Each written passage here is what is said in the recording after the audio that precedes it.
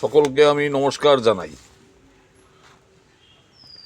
ওই কবির একটা কথা দিয়ে বলতে শুরু করছি যে আমি যদি সত্যি কথা বলি কই আমি ভালো মানুষ নই।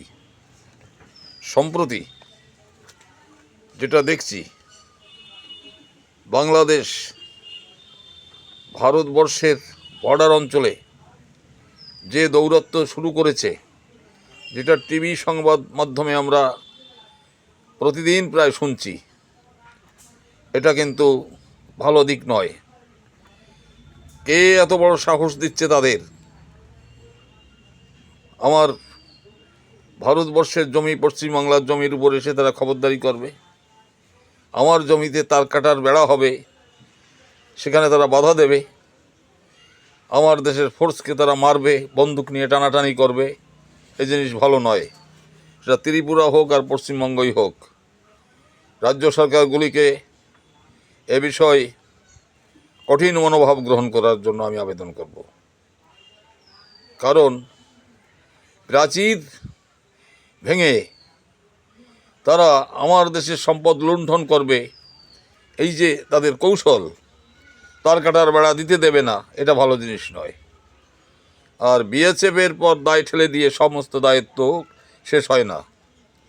ভারতবর্ষের বাইরে যেমন পশ্চিমবঙ্গ নয়, আবার পশ্চিমবঙ্গকে নিয়েই ভারতবর্ষ।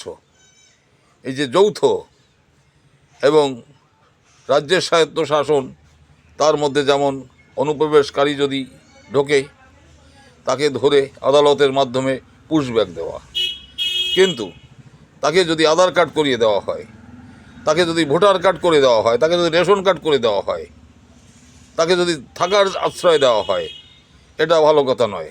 এরকম যদি কোনো ঘটনা থাকে, সেগুলো ডিআইবির মাধ্যমে তদন্ত করে তাদের ধরে আদালতের মাধ্যমে পুশব্যাক দেওয়াই হচ্ছে আইনের কথা। ট্রান্সপোর্ট তো আছেই, ভারত বাংলাদেশ ট্রান্সপোর্ট যেটা রয়েছে, অনুপ্রবেশকারী তার থাকার অধিকার আমার রাজ্যে নাই, আমার রাষ্ট্রে নেই।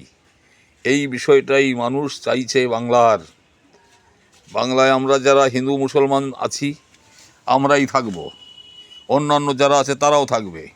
কিন্তু নতুন করে অনুপ্রবেশ ঢুকবে, আমার রাষ্ট্রের ক্ষতি করবে, আমার রাজ্যের ক্ষতি করবে, আইন শৃঙ্খলার অবনতি ঘটাবে, এ বিষয়ে কিন্তু ভারত পশ্চিমবাংলার মানুষ চায় না। সে কথাটাই আমি আপনাদের কাছে নিবেদন করলাম। নমস্কার।